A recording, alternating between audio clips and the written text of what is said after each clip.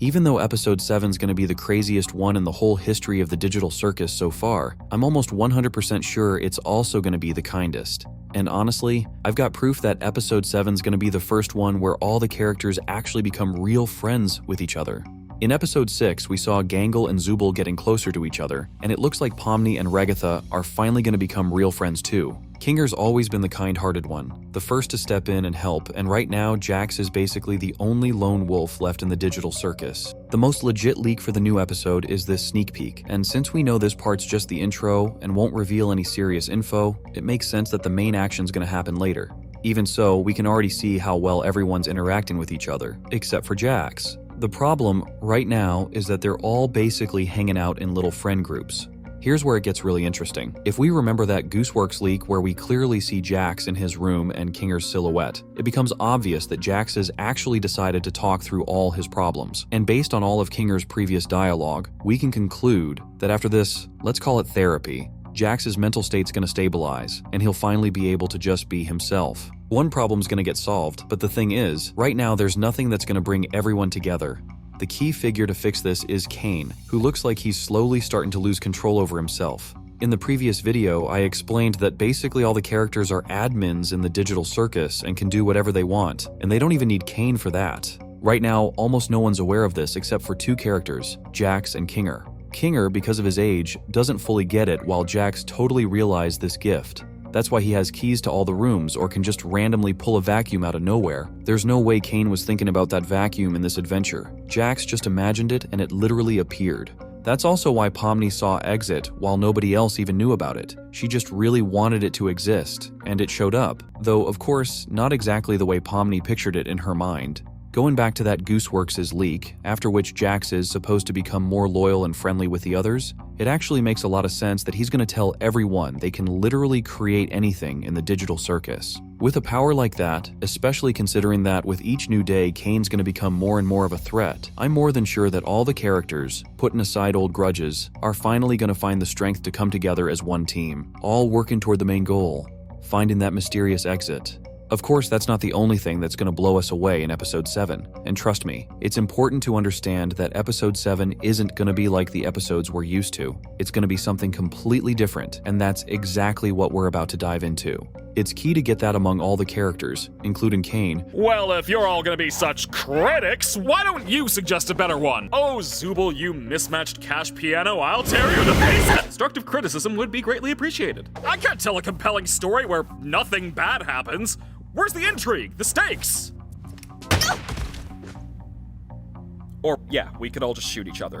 Here, have guns. I don't care anymore. I didn't say have fun. It's just a little aimless. Use the sights. Kane! Ugh, fine! We're bringing teams back. And that post-credits scene straight up shows that Kane's totally and irreversibly losing his mind.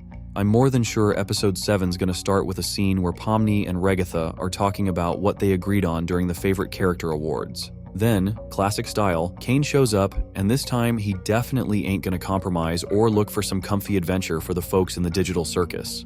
In episode 5, we clearly saw that Kane can pull everyone to him from any corner of the circus, and even without any physical interaction, drag them all into a new adventure. Kane's really on the edge now, and his main job is to keep the folks in the digital circus entertained, and since day after day they keep refusing his own adventures, it's just making him worse and worse.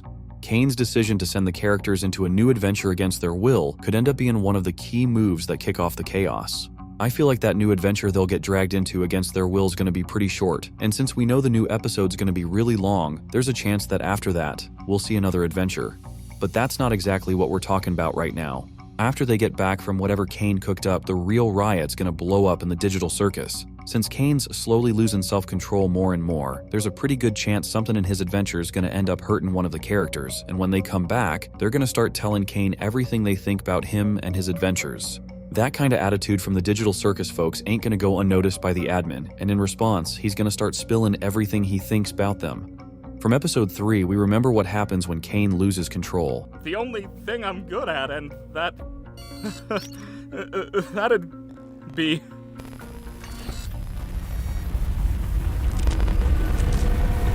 Whose therapy session is this again? Oh yeah! Back then, Zubul managed to stop him, but we all get that his instability's just getting worse. And in episode 7, nobody's going to be able to hold back this, let's say, destruction of the digital circus. Y'all remember how in episode 2, Pomni fell through the textures. Since the digital circus ain't really any different from Candy Kingdom overall, they can pull off something similar here too. And after a massive glitch, all the characters will end up in a place like that. But this time, there ain't gonna be any gummy goo, just the 6 main digital circus characters, and that's where the really important stuff's gonna kick off. At that point, all the characters are gonna realize it can't go on like this. And that's where we circle back to our sorta split between main and, exaggeratedly speaking, side characters.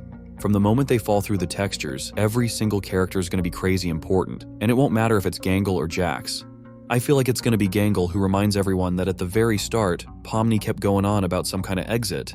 But before they all team up as one to get out of the digital circus, they gotta deal with some problems that are right here, right now, and the most obvious one's probably gonna be getting Jax back to normal, cause after episode 6, it's legit scary what's gonna happen to him.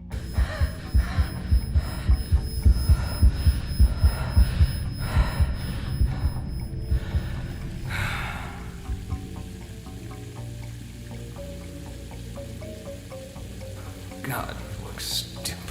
At that point, Jax is already gonna get that there's no turning back, and that's when he's gonna start honestly telling what's really going on with him. I think that's when they'll show us his memories of Ribbit, who's been hinted at for the 2nd episode in a row. After that story, Jax might even shed a few tears, and that's when the hidden hero of the digital circus steps in, Kinger. We've seen plenty of times how he can be totally level-headed, and I'd even say wise. Kinger's perfect for the role of a therapist, and it's pretty likely that after all that Jax just shared, Kinger's gonna pull him aside and have a real heart-to-heart. And considering that up till now all, let's say, therapy sessions ended up working out, I'm sure that after this, Jax is gonna be a totally normal character and finally be able to drop that tough guy mask. In short, everyone's gonna be cheering on Gangle so she can live without her comedy mask. The friendship between Pomni and Regatha is gonna get even stronger. Overall, after falling through the textures, everyone's gonna get way closer to each other. Then Kinger's gonna step in again with his, let's say, superpowers. Here, take this. Well, wait. What did you just do? What was that? It's a butterfly. It can restore your health. Did Kane mention that? Oh, nah. I made it up. And bring everyone back into the digital circus. By that time, Kane's gonna calm down and things will get back to normal, and that's when the whole crew's gonna start planning their escape from this trap and looking for that very door. I've got a hunch that after they get back, we might see one more small adventure, this time actually chosen by the characters themselves. We remember that episode 7 turned out way too massive at first, so they had to split it into 2 separate episodes, linked by the same storyline. In that case, I'm sure episode 7's gonna end with someone from the characters finally being able to find that very door after a long search, and that's gonna be how the episode wraps up. In the end, we're gonna get an episode that kicks off all the chaos, but at the same time sets us up for the really insane stuff that's gonna go down in episode 8. As usual, I'm waiting for your thoughts in the comments and see you soon.